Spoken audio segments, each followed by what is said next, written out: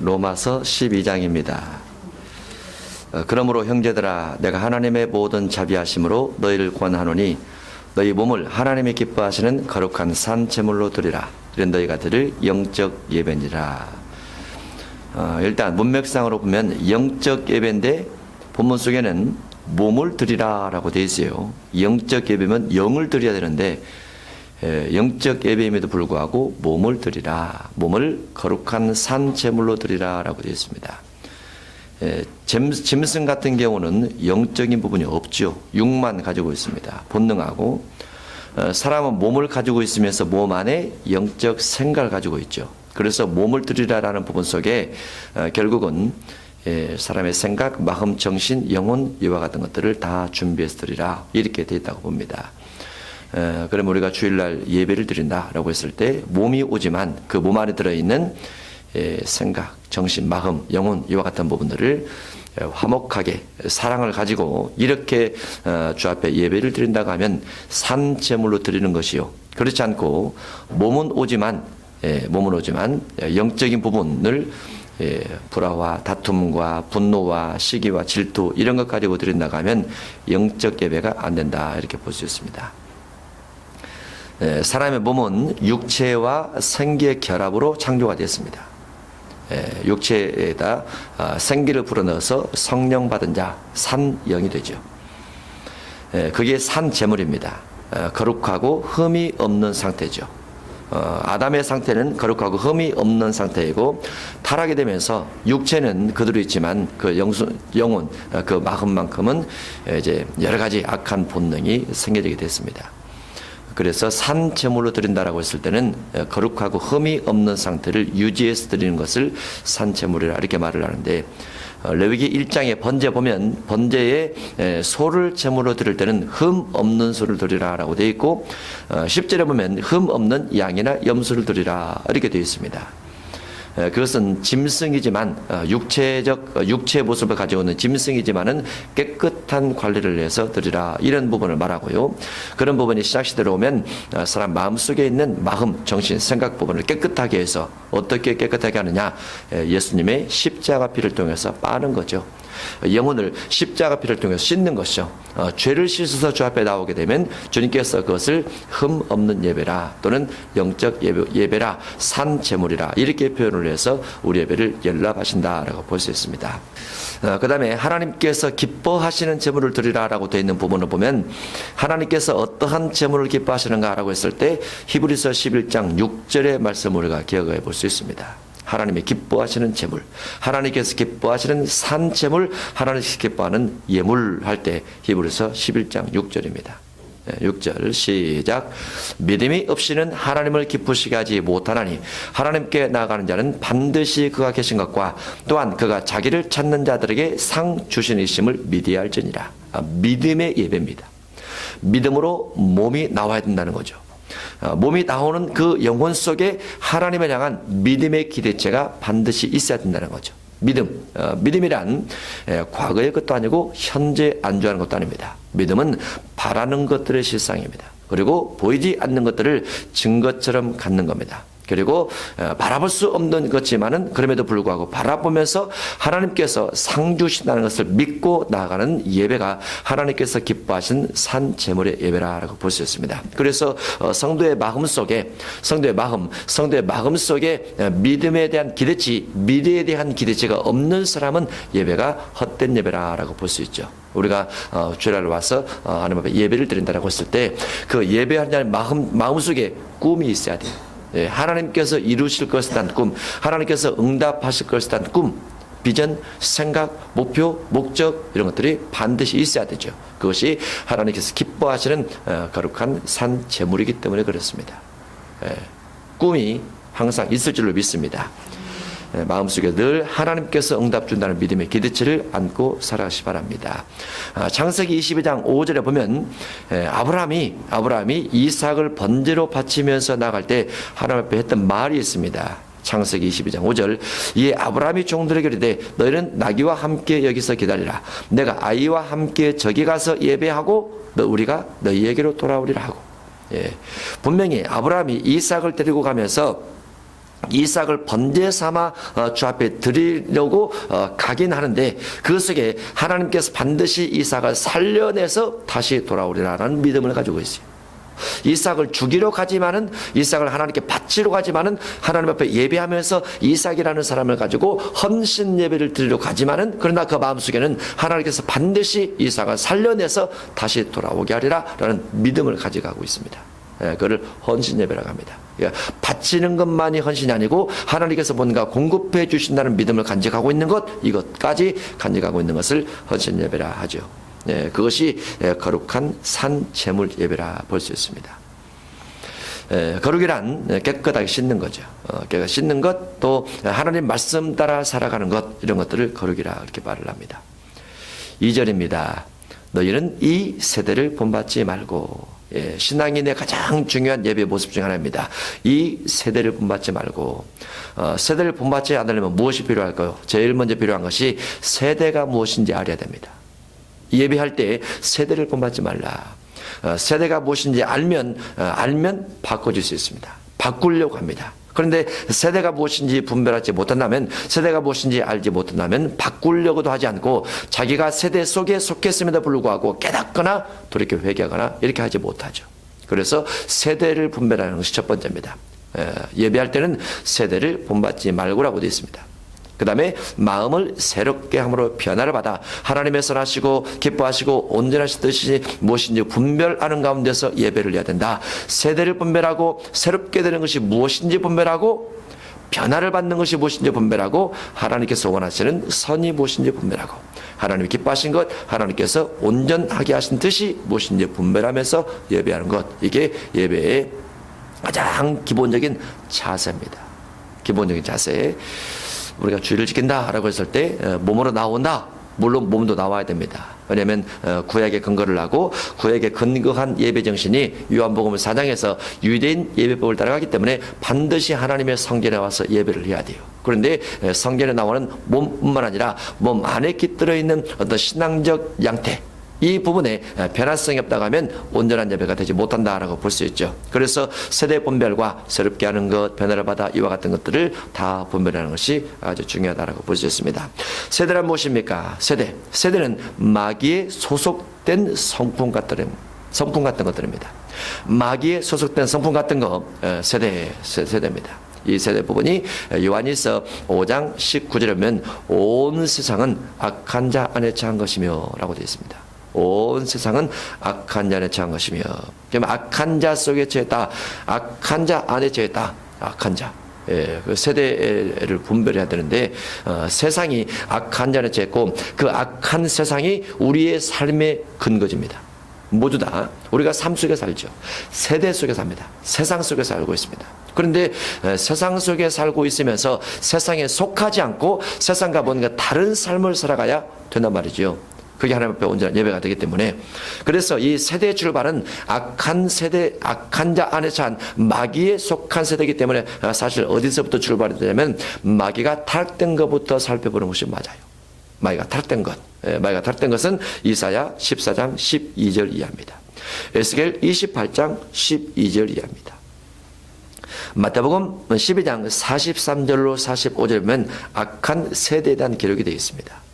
유다서 1장 6절 이하도 마귀에 대한 부분이 쭉 되어 있습니다. 기본적으로 악한 세대라고 했을 때 마귀와 관련된 이와 같은 부분을 살펴보고, 그 다음에 두 번째로 살펴볼 것이 사람들의 타락한 부분의 시작입니다. 거기에서 세대가 시작을 합니다. 세대, 사람이 타락됐을 때 언제부터 타락됐습니까? 창세기 3장에서 타락이 되고 창세기 3장 14절에서 하나님의 심판을 받게 됩니다. 그래서 거기에 세대의 모습이 기록되어 있어요. 뱀에 대해서, 남자에 대해서, 여자에 대해서, 그리고 자연 환경에 대해서, 세대에 대해서. 그리고 이제 마태복음 15장 18절에 보면은 사람이 사는 세상 속에 더러워지는 것들이 있다.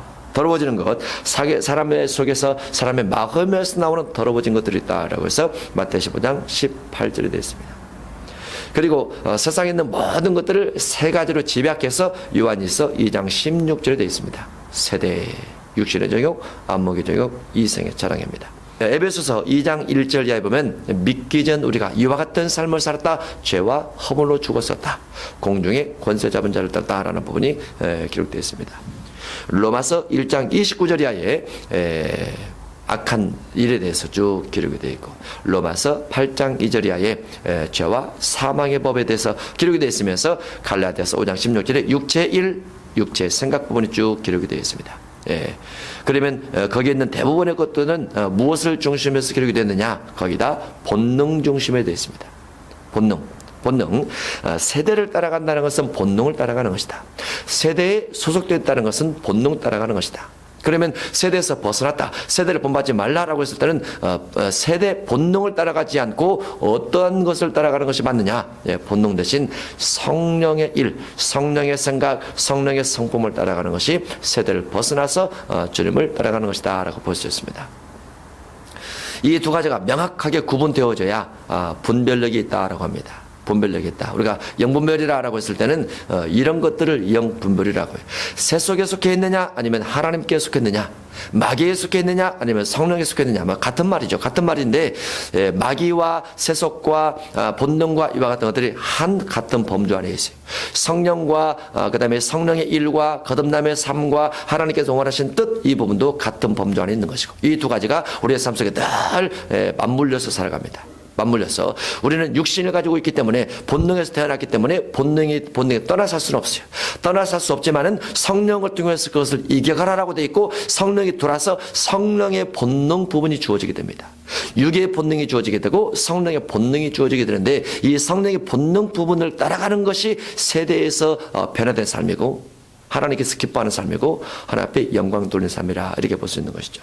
그래서 세대를 본받지 말라라는 부분이 우리 속에 본능 따라가지 말라 이렇게 연결됩니다.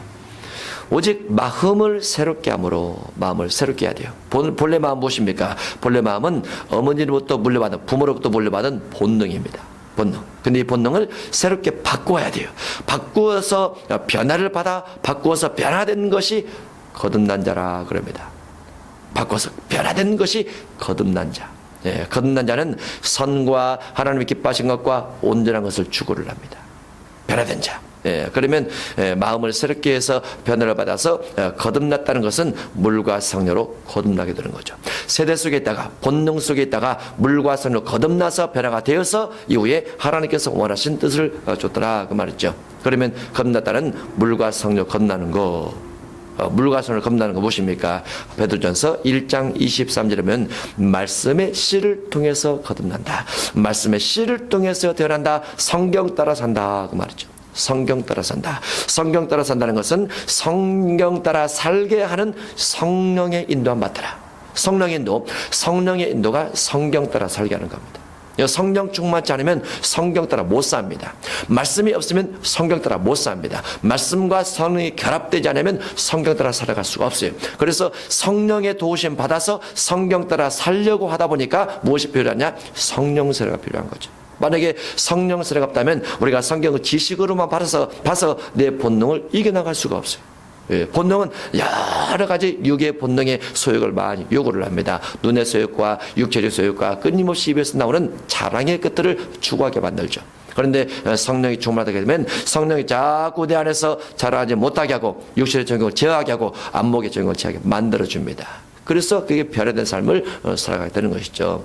우리가 기도할 때 주여 성령의 충만함을 주옵소서, 성령 충만함을 주옵소서 하면서 입으로는 성령 충만함을 구하면서 내 마음속에서 어떤 마음을 먹어야 되냐? 본능 따라가지 않고 성경과 성령 따라간다라는 마음을 먹고 성령 충만을 구해야 돼요. 우리가 막연하게 성령 충만함을 주옵소서 이렇게 기도하게 될 때는 성령 충만을 반드시 은사와 연결시키는 경향이 있습니다. 물론 은사도 필요하죠. 은사하고 성령의 열매 맺는 부분하고 성령의 성품, 이 부분이 우리 가운데 결합에 대해서 주님을 닮아가는 것이 합당한 성령 충만이라 볼 수 있습니다. 하나님께서 원하시는 선은 무엇입니까? 하나님의 선은 로마서 2장 18절입니다. 로마서 2장 18절, 율법의 교훈을 받아 하나님의 지극히 선한 뜻을 알고 라고 되어 있어요. 그 다음에 하나님께서 기뻐하신 건 무엇입니까? 하나님 기뻐하신 것은 아까 그랬죠? 믿음이라고. 하나님을 춤추게 하려면 어떻게 된다고요? 믿음으로 나가는 거예요. 믿음으로 나가는 거. 그러면 베드로가 주여 주시어든 나를 명하사 무리로 오라소서. 이건 믿음의 강력한 표현이죠. 예수님께서 오라 그럽니다. 그러면 베드로가 믿음 가지고 주 앞에 나가기 때문에 그때 주님께서 물 위에서 춤을 추셨다. 안 써졌지만 그렇다 그 말이죠. 믿음으로 나갈 때 주님이 기뻐하신다. 주님을 기쁘게 해드리려면 뭘 해야 된다고요? 믿음으로 나가는 것이다. 믿음으로 과거 것이 아닌 현재 것이 아닌 꿈을 가지고 하나님의 임재, 하나님의 도우심, 하나님의 축복하심을 기대하면서 믿음으로 달려가는 것. 그 다음에 온전하신 건 무엇입니까? 온전하신 건 하나님께서 원하시는 온전하신 것은 사랑입니다.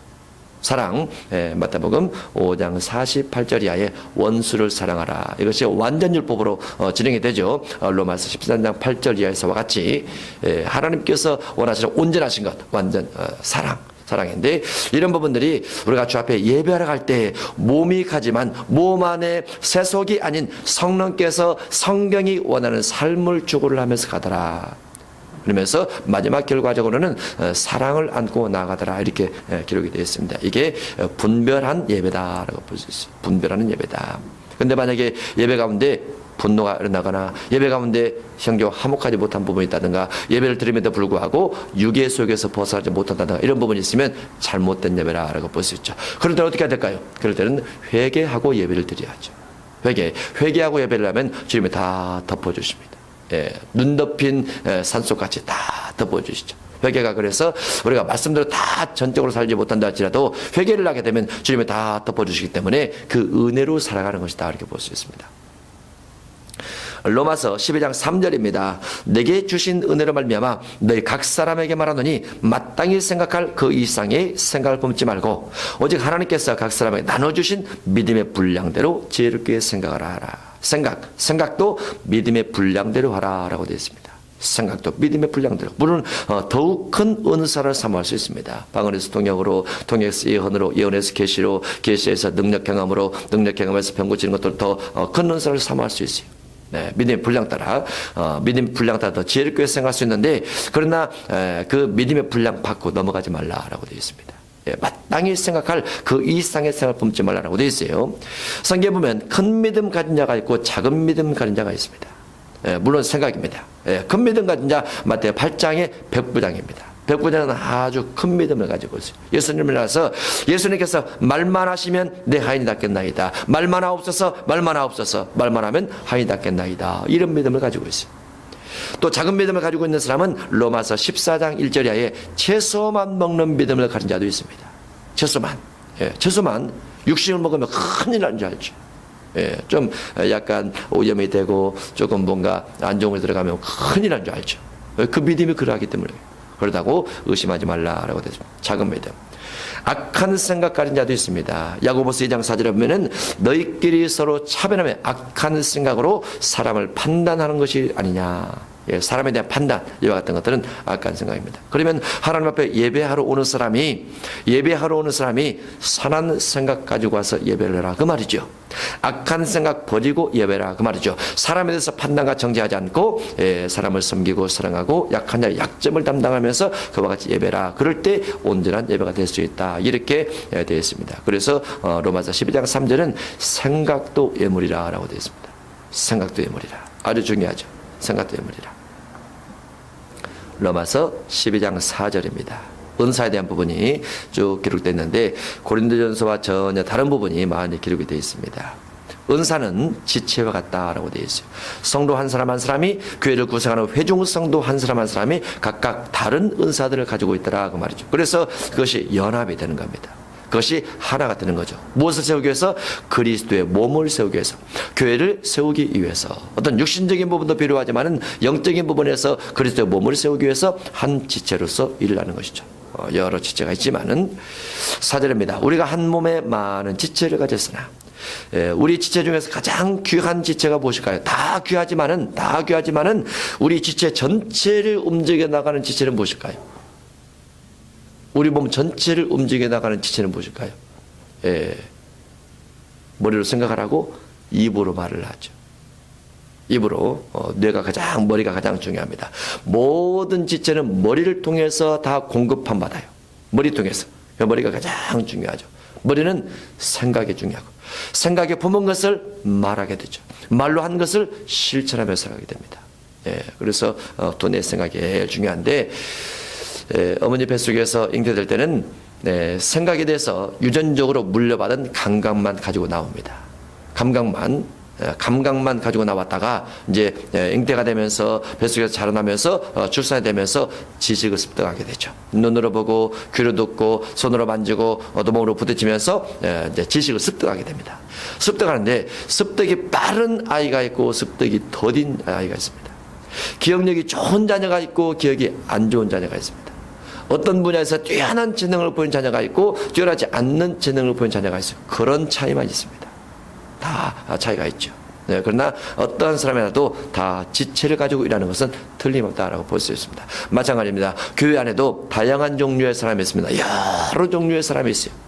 모든 사람이 다 교회 안에 다 활동을 하는데 다 지체들이라. 아주 귀한 지체가 있고 귀하지 않는 지체가 있습니다. 똑똑한 지체가 있고 똑똑하지 못한 지체가 있습니다. 그러나 모든 지체가 다 교회를 구성하는 한 그리스도의 몸들이라고 볼 수 있어요. 다 아주 귀중하죠. 아주 귀중한 지체라도 귀중하지 않는 지체 도움받습니다. 귀중하지 않는 지체도 귀중한 지체 도움받아요. 혼자 살아갈 수 있는 것은 절대로 교회가 아닙니다. 교회는 1인 독재로 가는 것이 교회가 아니에요. 언제나 주의 말씀을 근거해서 모든 지체가 다 소중하다 이렇게 되어 있습니다. 모든 지체가 오히려 육신으로 보면은 우리가 아주 귀중한 주체 그 다음에 말, 눈 이런 것들이 대단히 중요함에도 불구하고 우리가 손톱 하나 그 가시 찔리면 온 신경이 여기에 다 집중이 되죠.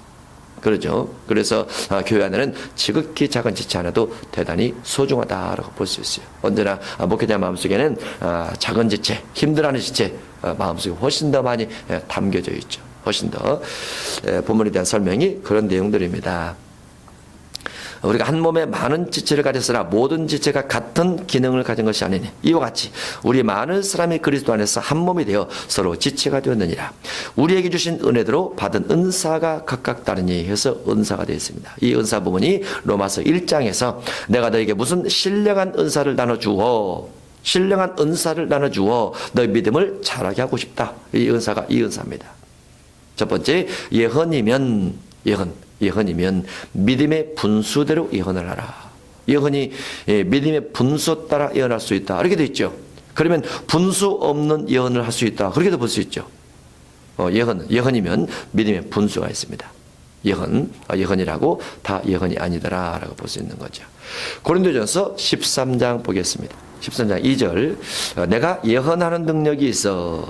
예언도 능력이라고 되어 있죠. 예언하는 능력이 있어 모든 비밀과 모든 지식을 알고 예언의 능력은 비밀을 아는 겁니다. 비밀. 그 다음에 또 뭘 알아요?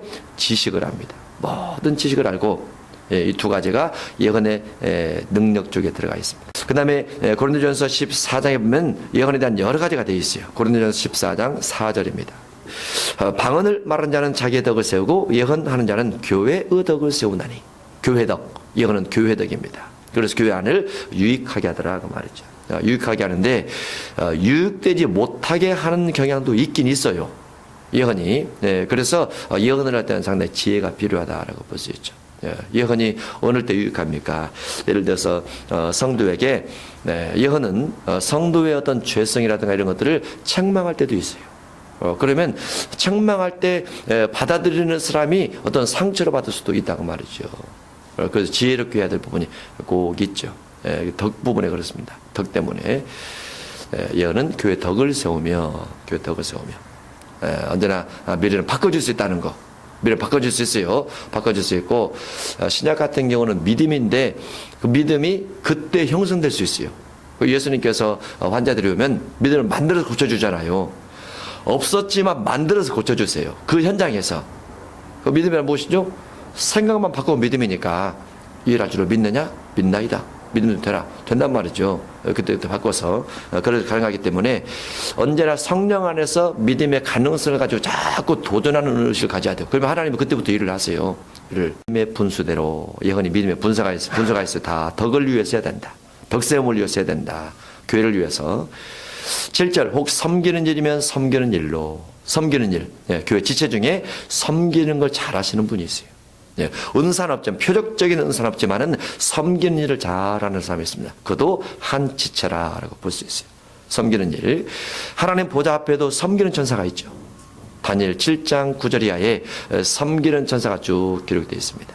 네, 요한복음 8장 3절에 보면 여인들이 자기들의 소유로 섬겼더라라고 되어 있어요. 섬김의 은사, 섬김의 은사. 이런 은사들이 표적 은사보다 훨씬 더 중요한 부분이 많습니다. 그런 대신 섬기는 은사 같은 경우는 드러나진 않아요. 표적 은사는 밖으로 드러나죠. 근데 로마 교회 같은 경우는 섬기는 은사 중심에서 바울이 그들을 가르쳤고, 그들이 그곳을 중심해서 섬기는 은사를 중심해서 교회가 점점점 확대가 됐어요. 로마가 복음화되죠. 나중에는. 그런데 고린도 교회 같은 경우는 표적 은사인데, 표적 은사가 문제를 많이 일으켰습니다. 많이 일으켜서 교회 안에서도 분쟁이 아주 많았어요. 네 편 내 편. 그렇다 그 말이죠. 은사 중심으로, 능력 중심으로 네 편 제 편에 비해서 제 편이 되면서 나는 바울에게, 나는 아볼로에게, 나는 그리스도에게 자꾸 분쟁이 많아졌습니다. 그래서 이 표적 은사하고 그다음에 섬기는 은사하고 두 개가 늘 같이 가야 돼요. 같이. 어떤 것 하나도 소중하지 않는 것이 없다. 다 소중합니다. 표적 은사도 소중하고 섬김의 은사도 소중하고. 혹 가르치는 자면 가르치는 일로, 예, 가르치는 것도 중요하죠. 다 섬기기만 하고 가르치는 자가 없으면 안 됩니다. 다 가르쳐도 문제지만은, 예, 사도행전 5장에 보면 사도들이 가르쳤더라라고 되어 있습니다. 8절, 혹 위로하는 자면 위로하는 일로, 위로하는 자. 우리가 어떤 어려운 일을 만난 사람에게 찾아가서 위로하는 일을 잘 못하는 사람도 있어요. 무슨 말을 어떻게 해야 될지 모르죠. 어떤 상가집이라든가 또 슬픈 일을 당한 그와 같은 사람 만나서 어떤 일을 어떻게 말할지 몰라요. 그런데 그런 일을 아주 잘하는 분들이 있어요. 잘하는 분들이, 그게 위로하는 은사를 받는 자입니다. 위로하는 자. 구제하는 자는 성실함으로. 구제를 마태복음 6장 1절에 보면 외식으로 구제하지 말라 이렇게 되어 있죠. 외식으로 구제하지 말고 성실하게 해야 된다. 성실하게 섬기는 자세로. 사도행전 10장에 보면 고넬료가 구제를 많이 해서 하나님께 상달되었다라고 되어 있습니다. 다스리는 자는 부지런함으로.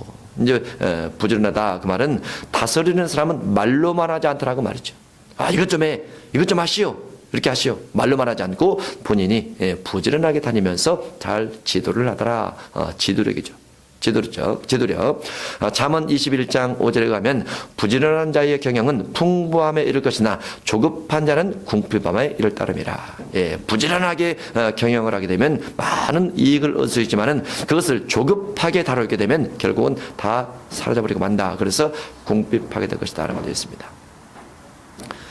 긍휼을 베푸는 자는 즐거움을 할 것이라. 긍휼을 베푸는 자, 아끼는 마음으로, 헤아리는 마음으로, 또 자신의 것만 생각하면서 하게 되면 즐거움이 안 생기죠. 상대방을 섬기고 상대방을 사랑하고 상대방을 이해하고 이와 같은 마음으로 할 때 즐거움이 생기게 됩니다. 이것도 긍휼을 베푸는 자도 은사 중에 하나예요.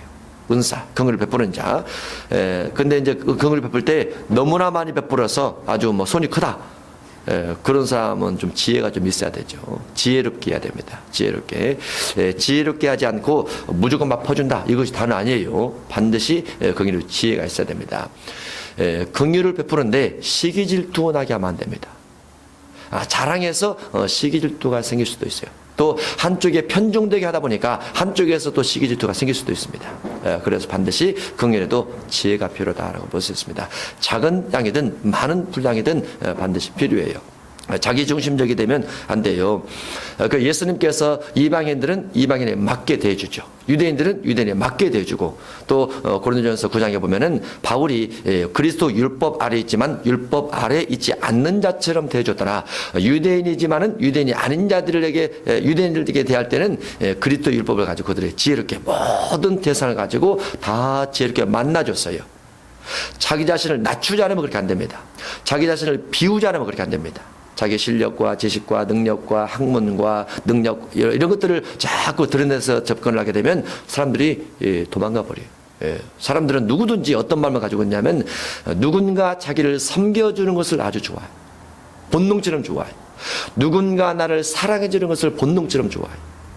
근데 그와 같은 사람들에게 내게 있는 것을 다 가지고 나는 이런 사람입니다. 이런 능력 가지고 있습니다. 이런 실력 가지고 있습니다. 라고 가지고 접근하면 사람들이 위축이 된단 말이죠. 위축이 되고 자기 자신이 초라하게 생각되면 그 사람 만나기를 꺼려해요.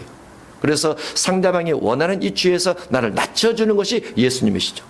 그리고 바울이었고, 그리고 우리도 누군가를 만날 때 늘 걸앉아서 만난다고 하면 하나님께서 우리에게 삶도 붙여줘서 우리가 지혜롭게 관계 맺기를 할 수 있다라고 볼 수 있습니다. 아주 중요하죠. 로마서 12장 9절입니다. 사랑에는 거짓이 없나니 악을 미워하고 선에 속하라. 사랑에는 거짓이 없나니. 사랑에는 거짓이 없어요. 섬겨주는 거죠. 사랑하는 거죠. 거짓이 없나니 악을 미워하고, 아주 중요한 단어가 써있습니다. 악을 미워하라. 악을 미워하라. 악을 미워하라. 이게 중요해요. 왜 중요하느냐? 사람들이 악에 대해서 어떻게 생각하냐면은 나만 그러나 다 그러지 하고 악을 인정하는 경향이 있습니다. 악을 인정하는 경향. 악을 인정하게 되면 인정이 내 안에서 악을 포용하게 되고 악을 수용하게 되고 악이 자라게 만드는 근거가 돼요. 악은 악입니다. 악은 내 마음에서 어떻게 해야 된다고요? 미워해야 돼요. 사람을 미워하지 않고 악을 미워하는 겁니다. 악한 사람도 실수한 거예요. 그 속에 있는 악은 미워할 수 있어요. 우리도 실수할 수 있어요. 그러나 우리 속에 있는 악은 미워해야 돼요. 죄는 미워하고 사람은 사랑하고, 이게 필요한 거죠. 죄인은 사랑하고 죄는 미워하고, 이게 필요하고, 마찬가지로 악을 미워해야 된다. 악을. 그래야 악에서 멀어집니다. 불의에서 멀어집니다. 죄에서 멀어질 수 있습니다. 악을 미워하고 그 다음에 선에 속하라 하라고 되어 있습니다. 히브리서 12장 4절 보겠습니다. 너희가 죄와 싸우되 아직 피 흘리기까지는 대항하지 아니하고. 그러면 본문의 내용으로 보면은 죄와 싸우되 어떻게 싸워야 된다고요? 피 흘리기까지 싸워야 된다라고 되어 있어요. 피 흘리기까지. 이게 우리가 죄를 대할 때 모습입니다. 죄와 피 흘리기까지 싸우라. 다만 이제 이 안에 무엇이 들어가 있어야 돼요? 성령이 계셔야 되죠. 성령이 마귀를 우리가 이기 어렵기 때문에. 잠언 8장 13절을 보면 여호와를 경외하는 것은 악을 미워하는 것이라. 하나님을 경외한다는 것은 악을 미워하는 것이다. 악을 미워할수록 하나님을 경외하게 되더라라고 되어 있죠. 로마서 12장 10절입니다. 형제를 사랑하여 서로 의하고 존경하기를 서로 먼저 하며 부지런하여 게으르지 말고 열심을 품고 주님을 섬겨라. 부지런해야 된다. 게으르지 말고 열심을 품고 주님을 섬겨야 된다. 주님을 섬긴다는 것은 결국은 회종교회를 섬기는 겁니다. 회종교회 또는 건물교회를 섬기는 거죠. 건물을 섬기는 것도 필요하죠. 아버지 집이기 때문에 회종교회는 지체들을 말합니다. 다양한 지체들. 열심을 품고 주일학교를 하든 학생부를 하든 국고제를 하든 또 주방에서 봉사를 하든 청소를 하든 운전을 하든 모든 것을 열심을 품고 주님을 섬기듯이 하라. 주님을 섬기듯이 부지런해서. 12절입니다. 소망 중에 즐거워하며, 소망이란 믿음 단계 위에 있는 거죠. 소망 중에 즐거워하며 환난 중에 참으며. 환난 중에 어려움 만날지라도 믿다 보면 어려움이 있을 때가 있어요. 인간이다 보니까 끊임없이 믿음 속에 환난이 옵니다. 환난을 누가 많이 준다고 그랬죠? 나를 가장 잘 아는 사람에게 환난을 줍니다. 기도에 항상 힘쓰며 성도들의 쓸 것을 공급하며, 성도들의 쓸 것, 성도 중에 어려운 사람에게 쓸 것을 공급해 주라. 이것도 우리가 이런 것도 필요하다고 그랬죠. 성도들의 쓸 것을 공급했어요. 그랬더니 공급받은 사람이 나를 어떻게 생각하라고 공급을 해주나? 그걸 안 가버렸다. 그 문제가 돼요. 공급받는 것도 필요하고 하는 것도 필요합니다. 둘 다 필요하다고 그랬죠. 공급받는 것을 거절해도 안 돼요. 너무나 받으려고도 해도 안 되고 너무나 안 받으려고도 안 됩니다. 다 은혜로 주어지는 것이다. 이렇게 생각해야 돼요. 은혜로 주어지는 것이다. 하나님께서 사람을 통해서 일을 하십니다. 하나님께서 항상 사람을 통해서 일을 하세요. 그래서 누군가 내게 공급할 마음을 하나님께서 감동 줘서 주세요. 그럼 받아야죠. 받은 사람은 이거 가지고 자책하거나 괴로워하거나 힘들어하지 않고 또 누군가를 섬길 대상을 생각하라고. 그런 마음이 부드러워지죠. 와락한 마음이 녹아집니다. 이런 부분들이 서로 주는 것이 옳다. 성도들의 쓸 것을 공급받기도 하고 대접하기를 힘쓰라. 대접받기도 하고 대접하기도 하고 둘 다 필요해요. 대접하는 것도 필요하고 대접받는 것도 필요하다. 둘 다. 그 대신 목적은 언제나 사랑 가운데 있어야 된다. 대접받으려고 하는 것이 아니고 누군가를 대접하는 방법들을 배우는 거죠. 만약에 내가 누군가를 통해서 사랑을 받지 않았다면 사랑하는 법을 모릅니다. 대접받지 않았다면 대접하는 것을 몰라요. 받기만 하고 주지 않았다면 줄 줄을 모릅니다. 예의를 배우지 않았다면 예의를 지킬 줄을 몰라요. 안 배웠으니까 모르는 거예요. 안 배웠으니까. 그래서 이런 부분이 서로 왕래하는 것이 좋다라고 볼 수 있습니다. 14절 너희를 박해하는 자를 축복하라. 축복하고 저주하지 말라. 박해하는 자, 우리가 쓴뿌리 같은 경우는 기도하면서 하나님께만 해야 된다고 그랬죠. 사람에게 하면 안 된다고 그랬죠. 사람에게 하면 사람이 쓴 뿌리를 또다시 간직하게 돼요. 그래서 하나님께만 하라 이렇게 말을 하는데 너희를 박해하는 자를 축복하라. 축복하고 저주하지 말라. 즐거워하는 자들과 함께 즐거워하고 우는 자들과 함께 울라. 같은 마음을 품어주라고 말이죠. 서로 마음을 같이 하며 높은 데 마음을 두지 말고 도리어 낮은 데 처하며 스스로 지혜 있는 체하지 말라. 이게 지체로서 해야 될 일이에요. 교회 안에 공동체로서 전부 다 이런 마음을 간직하고 지내라고 말이죠. 서로 마음을 같이 하며 높은 데 마음을 두지 말고. 높은 데 마음 두기 쉽습니다. 어떻게 하는 겁니까? 높은 데 마음을 준다는 것은 내가 자랑할 만한 것들을 자꾸 말하는 거예요. 상대방이 없는 것들을 자꾸 말하는 거예요. 그러면 상대방이 나를 보고 야 대단하네? 그러면 내가 또 어떻게 되는 거예요? 내가 높은 데 있게 되는 거죠.